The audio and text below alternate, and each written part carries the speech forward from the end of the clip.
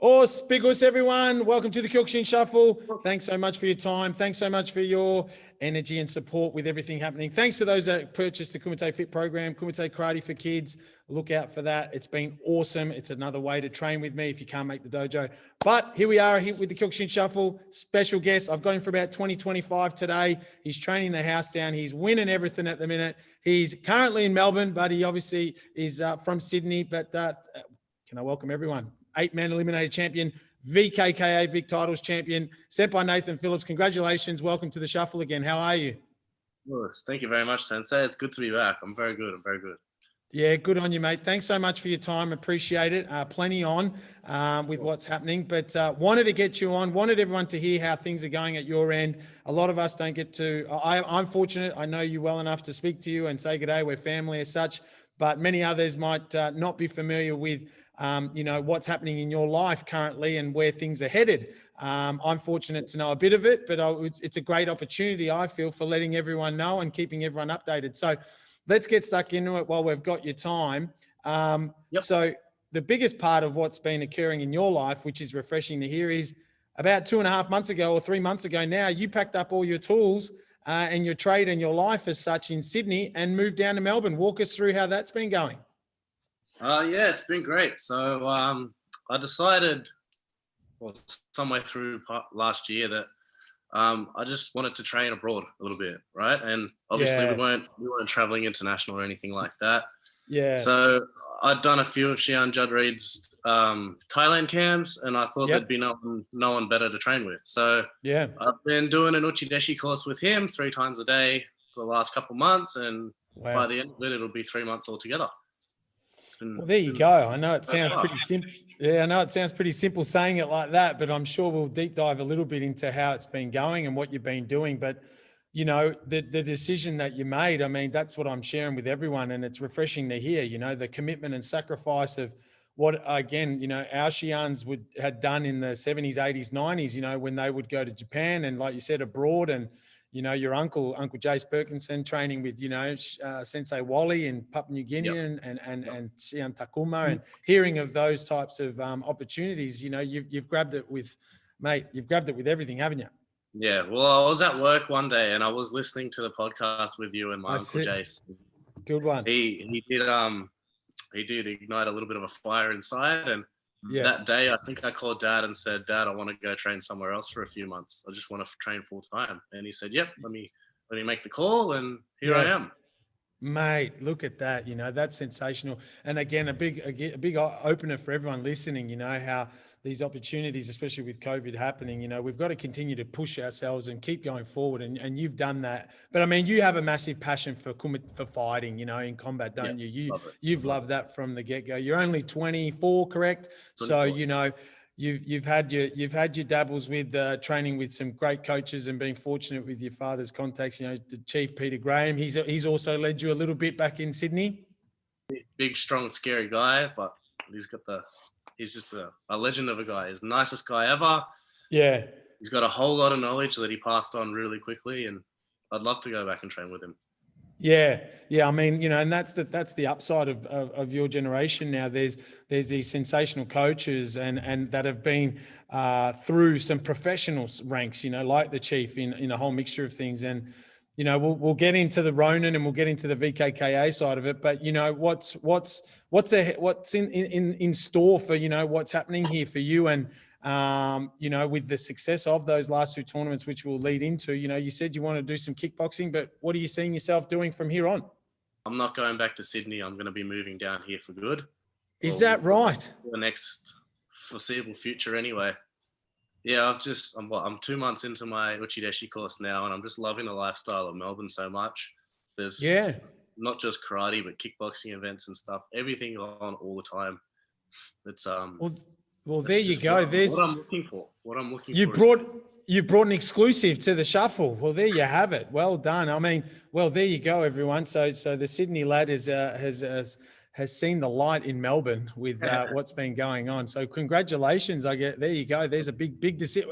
Well, there you go. Even more of a reason why I said, you know, for many out there to hear your commitment and sacrifice and dedication, you're really going into it, mate, huh? Yeah. Full steam ahead. Well, there you go. Well done. And, you know, having Judd in your corner, and your father, and all of us, to be honest, you know, in respect of, you know, Zen Kyokushin, as we are a part of that family. But, you know, let's get stuck into, you know, so you're 8-man eliminator. I mean, you've flown in, you've trained for a month. Give us a walkthrough of your week with Shihan Judd, you know, in a way. And I know you don't reveal too much, but, you know, the ones that are fortunate like yourself that get to train in that situation, how'd you go? How's it been? Give us an idea. Share with the listeners how it's been going. It's unbelievable. Like, I've never felt fitter and stronger. So in the morning, I wake up 7:30, and I go and do a session. Usually Shihan sent me a list of what he wants me to do that by myself. So it could be doing something like go on the exercise bike for however many minutes, have 30 seconds rest, and break that up with bag works and push-ups, sit-ups, squats, whatever. So yeah, I do that in the morning. I come home, hang out, have a big meal. Any time between, say, 11 and 2 o'clock, Shihan might send me a message, can you come train in half an hour? And I'll be like, yeah, absolutely, I'll be there soon. And then it's just a one-on-one with him, and that can be either, you know, working technique, or it could be cardio again, or we could be doing weights. It could be whatever he's feeling on the day. And then once again, go home, have another meal. Bang. Yeah. Then night time starts, and I head over and help out with kids class. But every day is different, though. I know when I say it like that, it sounds like it's just like a routine. Every day is something completely different.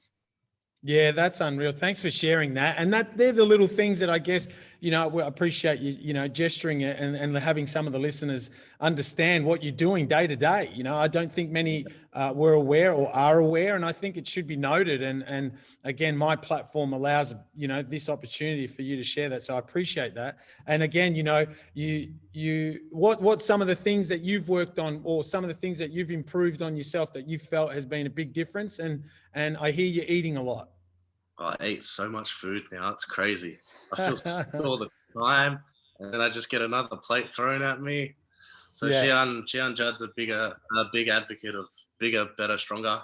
So he just wants me to get as big as I possibly can and as strong as I possibly can. He even wants me to sign up to sumo. He loves the sumo, actually. He loves it. But overall though, I feel like my gas tank has improved a lot, which has led to you know, I always find that when you're fitter, you can throw more techniques. You're not worried about that. So it opens up all other sorts of doors in fitness. But also, no, I've never felt fitter. I've never felt stronger. And I've never felt more confident and comfortable, which is it all helps. Yeah, indeed. And I mean, we spoke a while ago, but your body's now adjusting to the training. You know, you're off the tools. You're on the tools every day. You know, that's hard in itself, labor wise. But now your body is in a athletic mode. You know, how's that gone? Yeah, the first few weeks, even the first month, was really tough. Like, I was so sore all the time. You know, muscular pain from all the strength training, as well as conditioning 2-3 times a day. Everything was just always sore.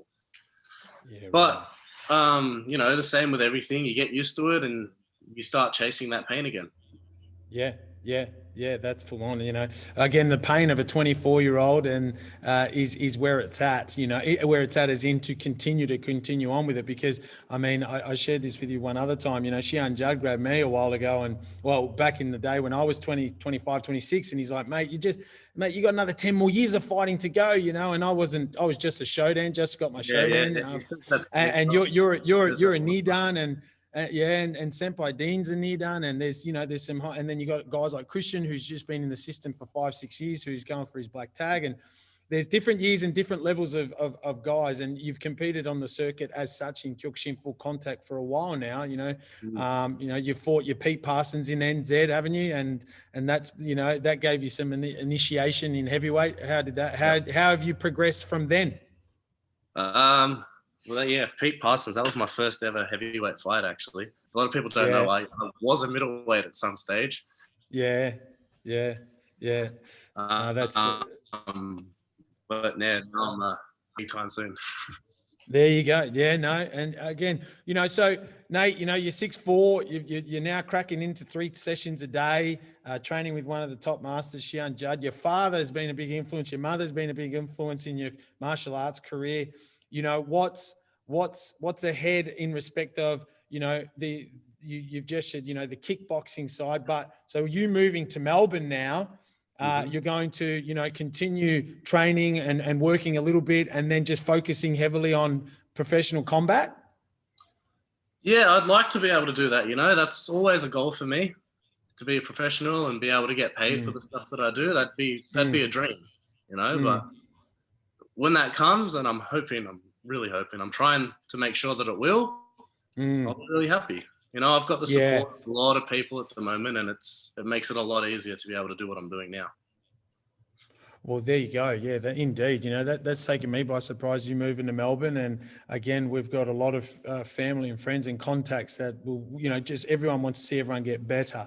I mean, that commitment that you're going to bring to the table just in full contact karate will lift everyone's level. So, well done to you on that. So, we get into an angle with Nate here where, you haven't competed in a world tournament yet, so you've still got a window of world, level competition, and you're 24, knee done. We should have had as our organization with Zen Kyokushin should have had it last year. We missed out on that due to reasons, obviously. Doubt it'll happen this year. So we don't want to miss out on too much of your prime and everyone and the other students that we have here, Sempai Dean and Christian and Goffey. But how are you seeing, seeing meaning this world tournament is obviously going to be something that you would be wanting to attain as well, like your father did and many others. Yeah, no, absolutely. It's always been a dream to go, to a proper world tournament and see how we can do. Yeah. So I'll be there for sure as soon as it's open.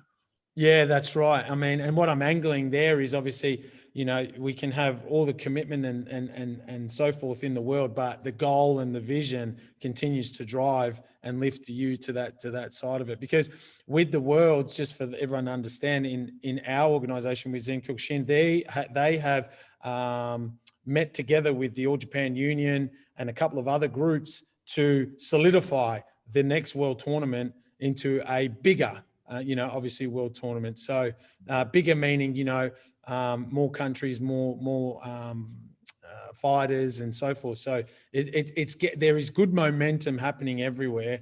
And for our young guys like yourselves, we got to continue to push. And, next event, buddy, you've obviously got some intel, but, we all put it out there yesterday, the Australian Open, with Shihan Judd in Melbourne, July 10th for those out there. Here we go again, mate. We're going to have our boys up against you, but what a moment that's going to be. Yeah, no time off, heading straight back into training for that one. Yeah. Well, the training there, so what's something now that, how's your body going? I mean, again, you're not revealing everything, but your body as such in fighting, because we haven't fought for our listeners here in Australia for 1.5 to 2 years. So most of the guys, and Nathan fought last month at Shihan Judd's 8-man Eliminator.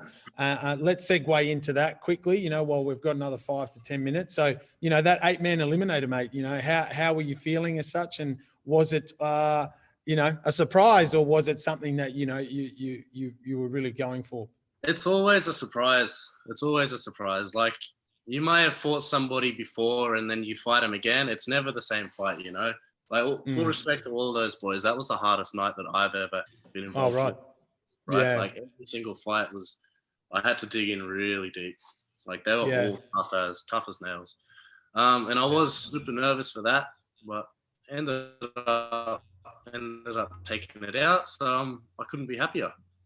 Yeah, no, well done to you on that. You beat my student Christian there, and we were doing our absolute best to get you, obviously, but very, very mixed feelings, always when the dojos have, mutual respect and friendship, but we're a bit different. We've got a big brotherhood, family and uncle and everything around it. Your father's an influence to many and myself, and he's across from me, in this situation a month ago. I'm a up and coming / coach via my Shihan Billy and Shihan Jimmy, the head of Zen Kyokushin, and we're all family. So it was very, very mixed feelings, but to see the Zen Kyokushin boys deliver in the final and put everything into it and show everyone that we're not messing around. We're doing our absolute best. That was a special moment as well. And then, you know, seeing one of our hands getting raised up was another mixed feeling. But congratulations again.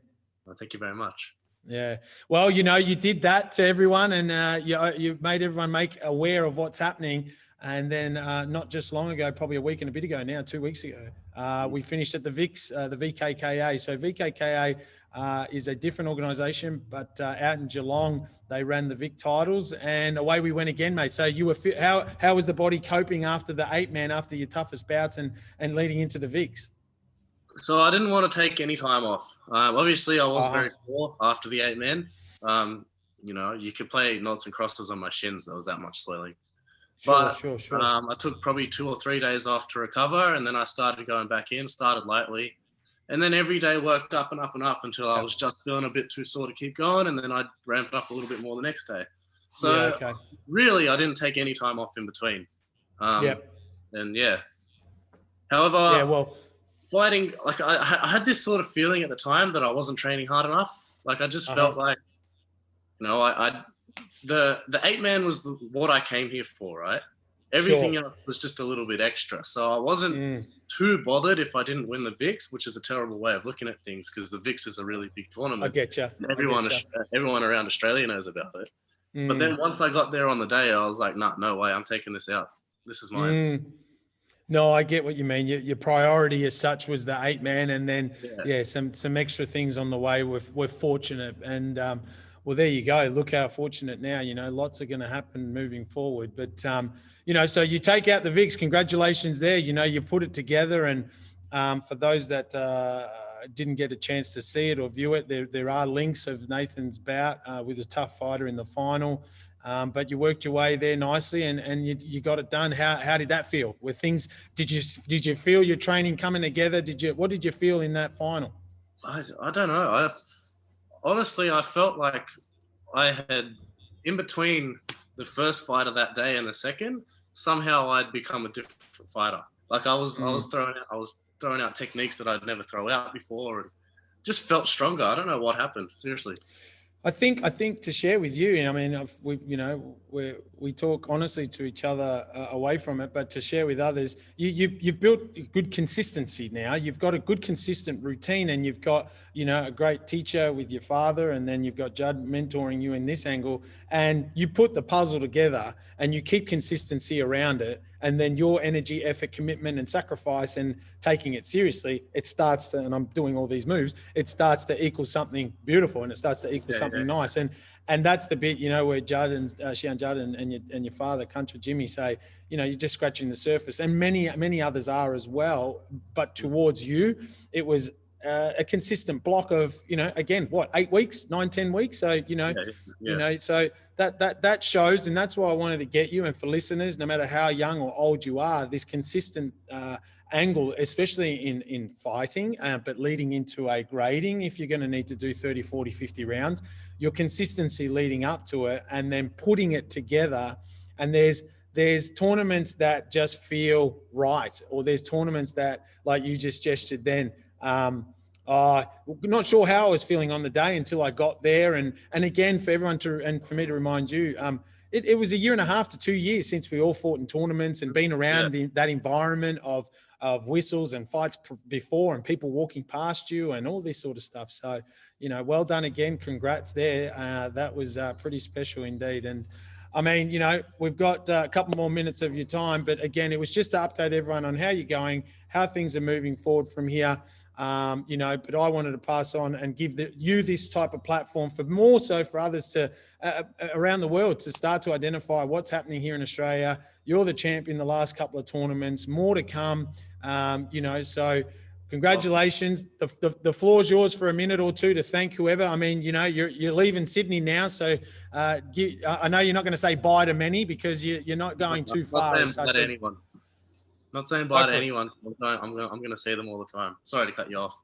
No. Seriously, I'd like to thank a lot of people. My father, my mother, the support that I've had from them has been incredible. All the guys from Sydney that are training, and even the guys I was working with, friends with.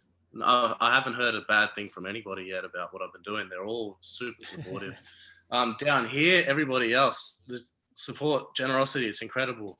With Shihan Judd and the Chikara Dojo, and like you yourself, Pat, Sensei Pat, your what's what I'm thinking of? Your passion, and putting all this stuff together. Like we as the younger guys, we really appreciate this sort of stuff. You know, it's been unreal.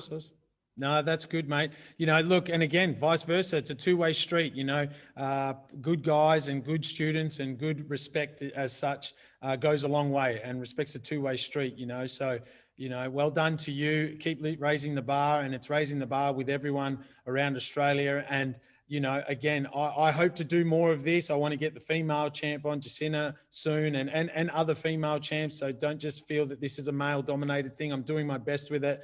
I've got some partners now that are helping me, which is amazing. So I hope for people to see that. But Nathan, congratulations. Well done. Thanks so much for your time. Thanks for being my first, I guess, guest in this 20 to half an hour block. I feel it's a good, quick update for many out there. And all the best for the rest of the year / all the rest of what's happening with you moving into Melbourne. And, you know, thanks again for your time, buddy. No, thank you very much, Sensei. Anytime. I'm happy to come on here. Well done. Thanks, listeners. There's the champ. He's taken out a couple of scalps thus far. More to come, obviously. But, you know, to all the fighters out there, my fighters, all the fighters around Australia, in male and female, and the kids and the Colts and everyone, well done. Keep training hard. We've got a massive opportunity here in Australia where our doors are open with respect to tournaments, and we need to keep pushing it further in full contact karate and in all different styles of martial arts. But today was getting Nathan on, and for him to share his more so his commitment, dedication, sacrifice of what's happening. And it's very refreshing to hear. So thanks to all the listeners, and thanks to everyone's support. Take care, Nathan, and take care, everyone. Us. Thanks, Sensei. Us, well done, mate. Thanks.